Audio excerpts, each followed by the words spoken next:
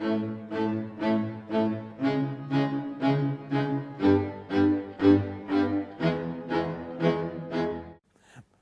one of the projects you did here, the last show you did here, in fact, was very much a project that you also led because you starred in and adapted the Andrew Hogan novel. Yes. How did that come about as a project for you? It does sound like the sort of trip of an egomaniac, and in a way it was. I mean, I read the book and I thought, this is a great part, but it's a novel. And that often happens to actors. They read books and then I think, well, should I investigate the rights and maybe a movie will be made or something? And I thought, well, it's unlikely, and it would be unlikely it would be made with me, and anyway, if it were, that would be a 4-year process, and we'd all be demented with all the committees and so on. But it might not, it might be, you know, cheer up, Ian, be optimistic, it might be a great success. But at the same time, I didn't feel it was a movie, I felt it was a play. It sort of, every time, when I looked at it, I thought there was a play behind it, or in it somehow. And I thought, well, maybe I should ask one of the many distinguished people who adapt plays if they want to have a go. But then I thought maybe I could do it myself. It was because I felt there was something underneath it. Underneath the novel was a play, and that it would be a process of excavation rather than writing something, which I didn't really think I was particularly capable of. So I had a go at it on my own, first checking that nobody else had the rights, just formally.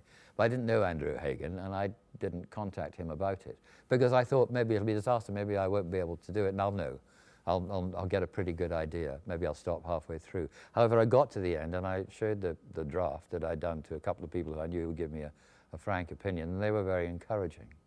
And so then I thought the ideal circumstances, because it's set in Scotland, and it's about a Scot, really, although he's more English than Scottish, who has a terrible time in one way or another, although it's a happy ending of sorts, in this Scottish community.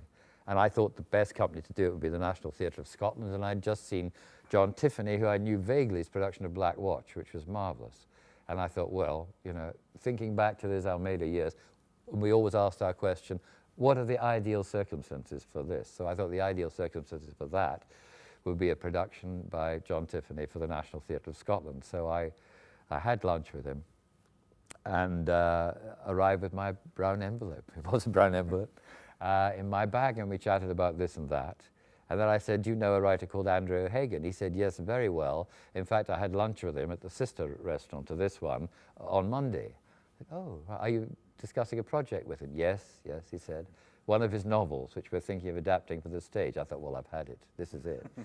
And I said, which one? He said, oh, it's called The Missing. It's his first book. So I breathed a sigh of relief a little bit. I said, well, do you know his latest novel, Be Near Me? He said, it's marvellous. I've just read it, and I've just been asked to name my novel of the year for the Sunday Herald, and that's what I've chosen. So I didn't know whether this was good or bad, but it was certainly the time to take out the brown envelope. And I put it on the table. I said, well, it's a bit of a nerve, really, but I've had a go at making it a play. Will you read it and let me know what you think? He and then Vicky Featherstone, who is the artistic director of the National Theatre of Scotland, got back to me very fast and said they'd like to do it.